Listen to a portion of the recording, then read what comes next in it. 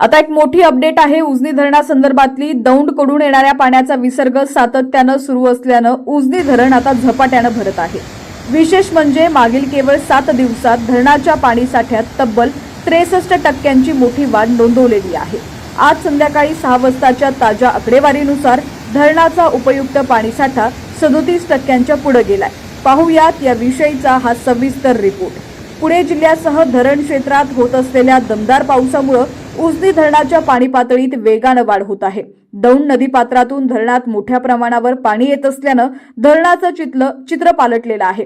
आज संध्याकाळी 6 वाजता प्राप्त झालेल्या माहितीनुसार दौंडवरून तब्बल 57,760 क्युसेक वेगाने पाण्याचा विसर्ग उजनी धरणात मिसळत आहे।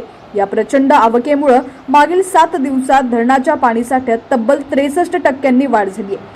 सध्या उजनी धरणाची पाणी पातळी 493.590 मीटरवर पोहोचलेली असून एकूण पाणीसाठा 83.79 टीएमसी इतका झालेला आहे।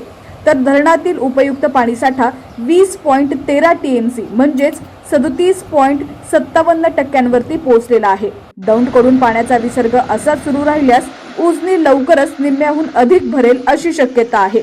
या वाढत्या पाणीसाठ्यामुळे शेतकरी वर्गात आनंदाचं वातावरण असून पिण्याच्या पाण्याचा प्रश्नही आता मार्गी लागलेला आहे।